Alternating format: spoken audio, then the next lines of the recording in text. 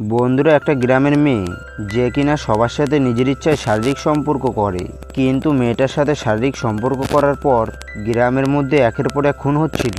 তাছাড়াও খুন হবার পর তাদের নামগুলো দেয়ালের উপর লিখে রাখা হতো।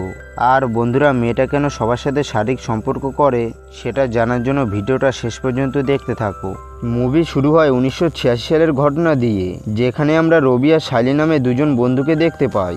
এবং শাইলি তার দিদার সাথে থাকতো, কারণ তার মা ছোটবেলায় মারা গিয়েছিল আর তার বাবা অন্য একজনকে বিয়ে করে নিয়েছিল। তাই শাইলিকে তার বাবা তার দিদার কাছে রেখে দিয়েছিল।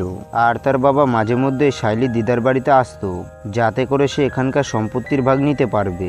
কিন্তু তার দিদা বলে এটা শাইলির নামে আছে, তাই তুমি এর ভাগ পাবে না। কিন্তু শাইলির বাবা এসব শুনে প্রচণ্ড রেগে যায় আর তার বউকে নিয়ে সেখান থেকে চলে যায়। এরপর হঠাৎ করে রবিদের বাড়িতে আগুন লেগে যায়। আর বন্ধুরা, এই বাড়িটাতে আগুন লেগেছে নাকি লাগানো হয়েছে সেটা এই ভিডিওটার শেষে জানতে পারবে। এরপর শাইলি যখন সেখানে আসে তখন জানতে পারে রবি আর তার বাবা আগুনে পুড়ে মারা গেছে। যা শুনে শাইলি প্রচণ্ড কষ্ট পায় আর কান্না করতে থাকে। এরপর আমাদেরকে 10 বছর পরের ঘটনা দেখানো হয়, যেখানে আমরা একটা মেয়েকে দেখতে পাই এবং সে হাতে আর তার মাথায় প্রদীপ রেখে মন্দিরের দিকে দৌড়াচ্ছে। পরের দিন সকালে গ্রামের লোকেরা দেয়ালের মধ্যে কিছু বড় বড় লেখা দেখতে পায়। এরপর আমরা সেখানে রাজু নামের একটা লোককে দেখতে পাই, আর তার সঙ্গে ছিল তার বন্ধু পুলি। আর পুলি চোখে কোনো কিছুই দেখতে পেত না। কিন্তু কিছুক্ষণ পর দেখা যায় একটা কুয়োর পাশে একটা লোক আর একটা মহিলা মৃত অবস্থায় পড়ে আছে এবং তাদের দেখে মনে হচ্ছিল তারা আত্মহত্যা করেছে। কিন্তু গ্রামবাসী এসব দেখে পুরো অবাক হয়ে যায় আর ভাবে এমন কিছু কিভাবে হলো। এরপর কিছুক্ষণ পর সেখানে ইন্সপেক্টর মায়া আসে।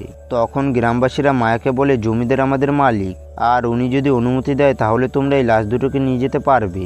এরপর কিছুক্ষণ পর সেখানে জমিদার আসে এবং জমিদার পুলিশ অফিসারকে লাশ দুটো নিয়ে যেতে বারণ করে। মায়া তখন জমিদারকে বলে, আমার মনে হচ্ছে এটা হচ্ছে মার্ডার, তাই এই লাশ দুটোকে পোস্টমর্টম করা দরকার। কিন্তু জমিদার বলে, আমার মনে হচ্ছে এটা আত্মহত্যা, তাই তোমরা এখান থেকে চলে যাও।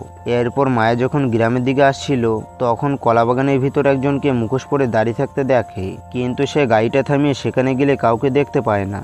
পরের দিন সন্ধ্যাবেলায় মন্দিরে মেলা হয় এবং সমস্ত গ্রামবাসী ওই মেলায় আনন্দ করছিল।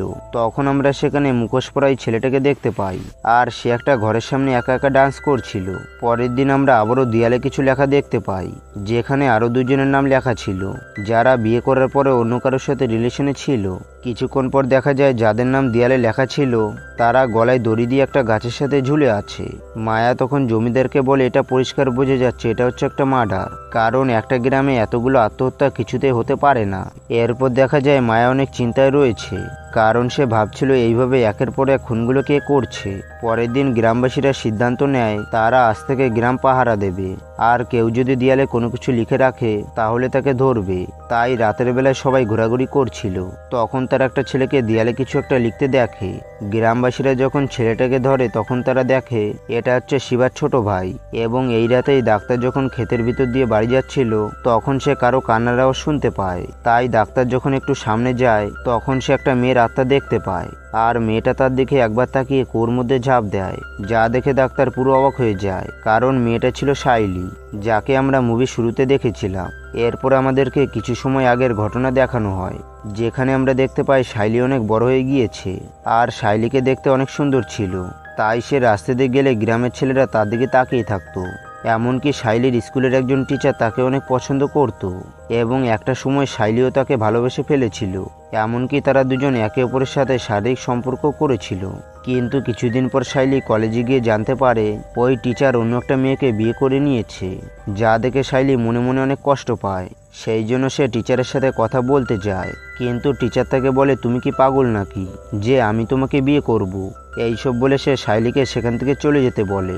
এরপর দেখা যায় শাইলি টিচারের ভালোবাসা ভুলতে পারছে না, যার জন্য শাইলি গ্রামের সমস্ত ছেলেদের সাথে শারীরিক সম্পর্ক করতে শুরু করে।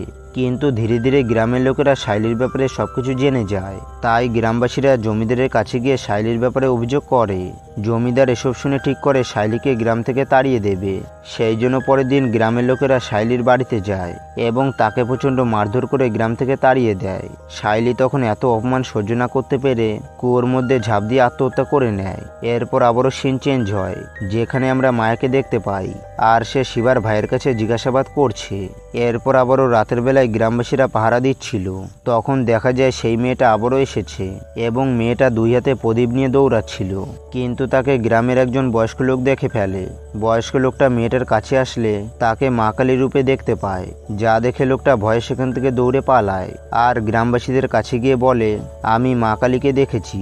কিন্তু গ্রামবাসীরা তার কথায় বিশ্বাস করে না। এরপর দেখা যায় গভীর রাতে বিশ্বনাথ চুপি চুপি দেয়ালের কাছে এসেছে আর সে কিছু লিখতে গেলে মায়া তাকে ধরে ফেলে, কারণ মায়া শুরু থেকেই ডাক্তারকে সন্দেহ করেছিল। এরপর ডাক্তার একটা ইঞ্জেকশন বার করে আর মায়ের গলায় পুশ করে দেয়। এরপর মায়ের চোখ খুলে সে নিজেকে একটা বন্ধ ঘরের মধ্যে দেখতে পায় এবং ডাক্তার তার সামনে বসেছিল।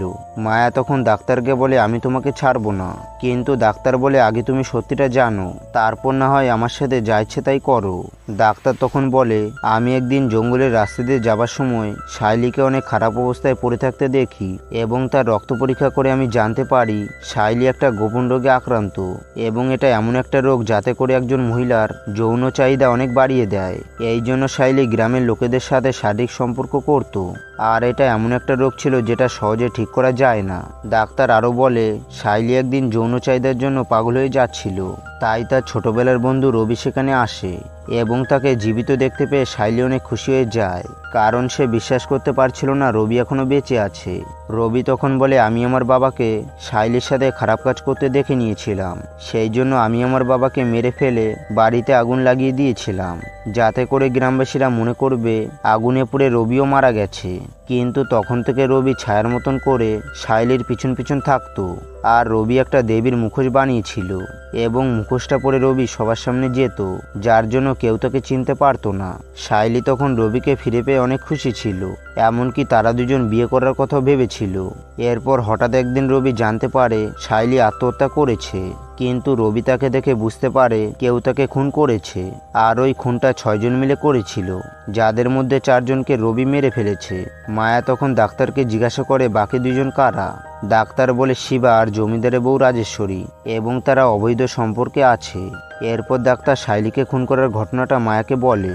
আসলে সাইলি একদিন রাজেশ্বরী আর শিবাকে খুব বাজেভাবে দেখে নিয়েছিল আর এই ব্যাপারটা যাতে গ্রামবাসীরা না জানতে পারে তাই ওই 6 জন মিলে সাইলিকে মেরে ফেলেছিল। অন্যদিকে বাইরে আমরা জমিদারকে দেখতে পাই এবং সে ডাক্তার আর মায়ের সব কথা শুনে নিয়েছে, যা শুনে জমিদার প্রচণ্ড রেগে যায় আর বাড়িতে গিয়ে রাজেশ্বরীকে প্রচণ্ড মারতে শুরু করে, এমনকি তাকে আগুনে পুড়িয়ে মেরে ফেলে। পরের দিন গ্রামের লোকেরা রাজেশ্বরীর মরে যাবার খবর শুনে জমিদারের বাড়িতে আসে। মায়া তখন জমিদারকে বলে এসব কিভাবে হলো। জমিদার বলে রাজেশ্বরী দেবী মায়ের ভক্ত ছিল, তাই সে নিজেকে মেরে ফেলেছে যাতে করে সে দেবী মায়ের কাছে থাকতে পারবে। কিন্তু মায়া বুঝতে পেরে গিয়েছিল জমিদার তার স্ত্রীকে মেরে ফেলেছে, কিন্তু সে কাউকে কোনো কিছু না বলে গ্রাম থেকে চলে যায়। এরপর রাতের বেলায় জমিদার ডাক্তারকে বলে, তুমি যখন মায়াকে সবকিছু বলছিলে তখন আমি শুনে নিয়েছিলাম, তাই আমি নিজেকে সামলাতে না পেরে রাজেশ্বরীকে মেরে ফেলেছি। এরপর জমিদার ডাক্তারকে জিজ্ঞাসা করে, তুমি কিভাবে জানলে 6 জন মিলে সাইলিকে মেরেছিল। ডাক্তার বলে, পুরী আমাকে সবকিছু বলেছে। আর বন্ধুরা, তোমাদের হয়তো পুরীর কথা মনে আছে, যে চোখে দেখতে পেত না। আসলে বন্ধুরা, পুরী অন্ধ ছিল না, সে অন্ধ সাজার নাটক করে গ্রামবাসীদের কাছ থেকে সাহায্য চাইতো। আর ওই দিন যখন ওই 6 জন মিলে সাইলিকে মারছিল তখন পুরী সবকিছু দেখে নিয়েছিল, তাই সে ডাক্তারের কাছে গিয়ে পুরো ঘটনাটা বলে দেয়। যা শুনে ডাক্তার আর রবি একটা প্ল্যান তৈরি করে আর সবাইকে মেরে সাইলের মৃত্যুর বদলা নেয়। আর বন্ধুরা, এর সাথে সাথে মুভির গল্পটাও শেষ হয়ে যায়। তো বন্ধুরা, তোমাদের এই মুভির গল্পটা কেমন লেগেছে সেটা কমেন্ট বক্সে অবশ্যই বলে যাবে। আর ভিডিওটা যদি একটু ভালো লেগে থাকে তাহলে একটা লাইক দিয়ে চ্যানেলটাকে অবশ্যই সাবস্ক্রাইব করে রাখবে। তো বন্ধুরা, আবারও দেখা হবে নতুন একটা মুভির এক্সপ্লেন ভিডিও নিয়ে।